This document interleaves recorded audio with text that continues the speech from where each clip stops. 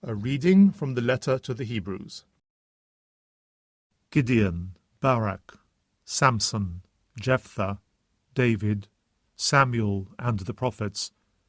These were men who through faith conquered kingdoms, did what is right, and earned the promises. They could keep a lion's mouth shut, put out blazing fires, and emerge unscathed from battle. They were weak people who were given strength to be brave in war and drive back foreign invaders. Some came back to their wives from the dead by resurrection, and others submitted to torture, refusing release so that they would rise again to a better life. Some had to bear being pilloried and flogged, or even chained up in prison. They were stoned or sawn in half or beheaded. They were homeless and dressed in the skins of sheep and goats. They were penniless and were given nothing but ill treatment. They were too good for the world, and they went out to live in deserts and mountains, and in caves and ravines. These are all heroes of faith. But they did not receive what was promised, since God has made provision for us to have something better, and they were not to reach perfection except with us. The Word of the Lord. A reading from the Holy Gospel according to Mark. Jesus and his disciples reached the country of the Gerasenes on the other side of the lake. And no sooner had Jesus left the boat than a man with an unclean spirit came out from the tombs towards him.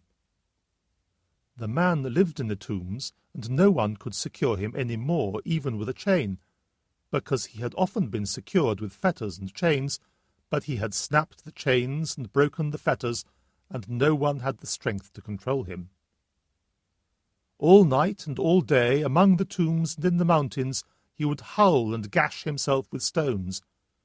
Catching sight of Jesus from a distance, he ran up and fell at his feet and shouted at the top of his voice, "What do you want with me, Jesus, Son of the Most High God? Swear by God you will not torture me." For Jesus had been saying to him, "Come out of the man, unclean spirit." "What is your name?" Jesus asked. "My name is Legion," he answered, "for there are many of us." And he begged him earnestly not to send them out of the district. Now there was there on the mountainside a great herd of pigs feeding, and the unclean spirits begged him, "Send us to the pigs, let us go into them." So he gave them leave. With that, the unclean spirits came out and went into the pigs, and the herd of about 2,000 pigs charged down the cliff into the lake, and there they were drowned. The swineherds ran off and told their story in the town and in the country round about, and the people came to see what had really happened. They came to Jesus and saw the demoniac sitting there, clothed and in his full senses, the very man who had had the legion in him before, and they were afraid. And those who had witnessed it reported what had happened to the demoniac and what had become of the pigs. Then they began to implore Jesus to leave the neighborhood. As he was getting into the boat, the man who had been possessed begged to be allowed to stay with him.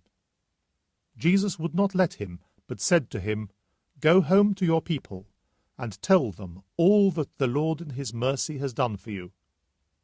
So the man went off, and proceeded to spread throughout the Decapolis all that Jesus had done for him, and everyone was amazed. The Gospel of the Lord.